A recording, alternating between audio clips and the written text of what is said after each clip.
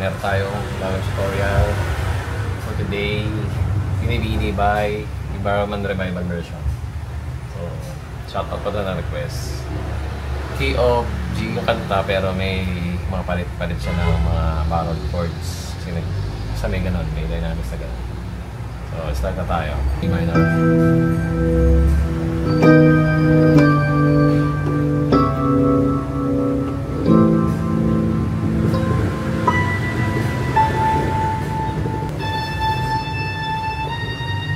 Nga pala, ang ating gamit na sound ay keyboard 21, bell chorus, at brass, 25 dots of brass. Tapos nilagyan ko ni trumpet 2 later. Ang number niya is 16, brass 16. Isa. So E minor, major plus minor 7. Ito yung dito, pag ginanito ko. Pero kasi ginawa ko na rin pati bass. E minor, major plus minor 7 over E flat. So,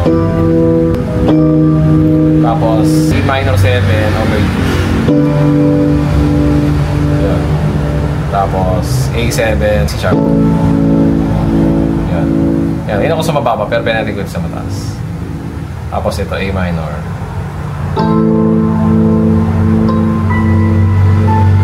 Walang brass, pero ito yung nota.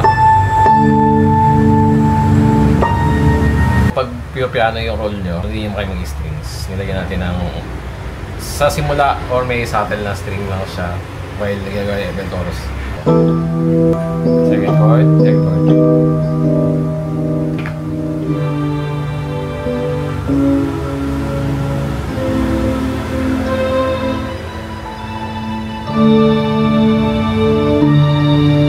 Meron lang siyang ten ten ten ten ten.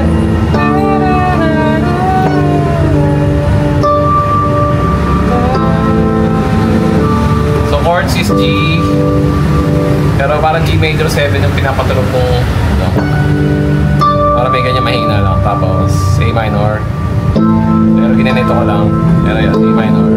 Tapos D. Yan, ayan, pwedeng ganito lang. So, ginanito ko lang, simple lang. Tapos, yun. Hindi ganun lagi. Tapos, so, tatlo ng chords lang. G, A minor, B. Yun na yung sa piano. Yan, sa brass. Sa brass tayo, diba? Yan, tapos parang may melody lang sa nung kanta.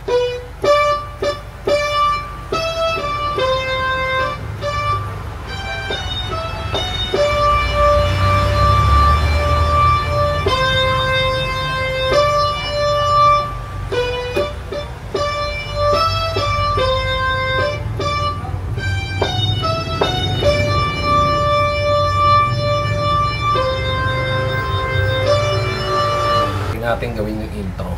Pero ito, ano lang, gagamitin ko lang is yung bell chorus plus yung brass.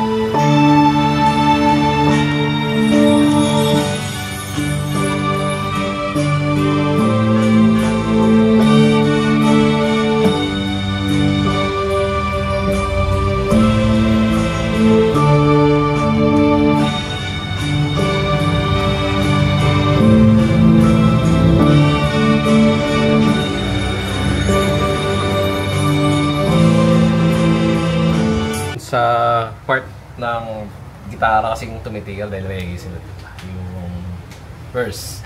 Pero yung chords niya, G, hindi na babagsak ka na lang siguro. G, tapos E minor. E minor. Tapos D. Yun, ulit. E minor 7 pa ata nila ko. E minor, pwede rin naman. Ayan, A minor. dito mag-iiba. Naging D minor. Ikaw mo raw. G.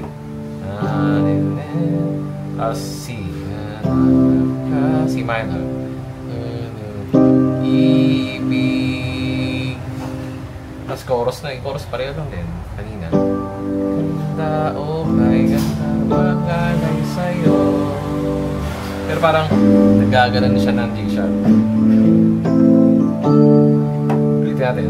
Pero yung sa una, isang ikot lang ating chorus. Pero sa every chorus, ito. G, ganda, oh my ganda. D, la la la, G, G. Tapos mag-over G sharp na. Yun.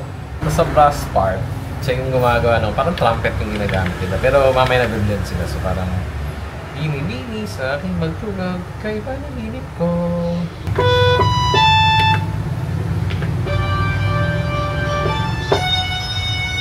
Yun. Nalang beses gagawin yun. Tapos, ikaw ang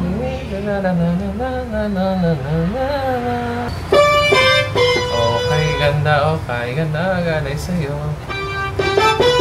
Galing ganyan, pero isa lang. Yun.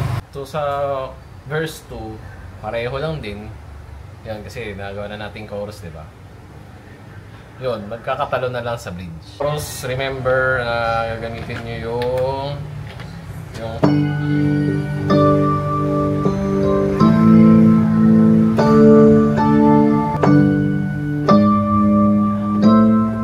ulitin natin. Kasi may para passing, di ba?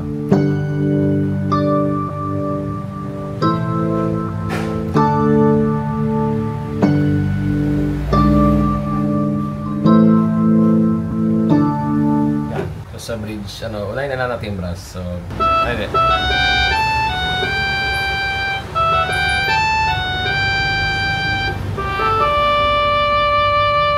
Yun. Kung may brass naman, ito yung parang sa intro, yung may, yung may E, tapos nagaganito kanina. Doon siya sa part na yun. Ganon din yung tunog niya kami. Ipapakita na.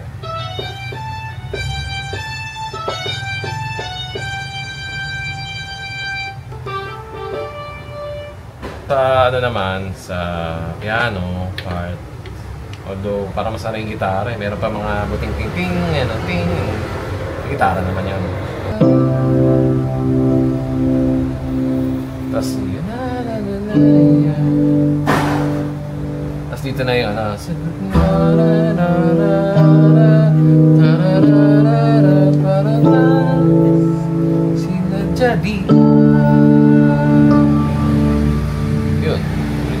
Tapos na tayo eh. Verse 3, same lang din. Tapos yung chorus na huli, same lang din. Sa dulo na nagkakatalo, kasi outro, brass, pakakantahin nyo na yun.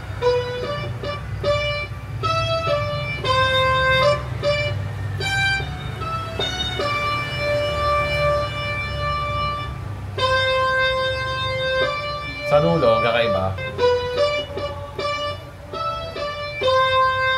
Mabagal.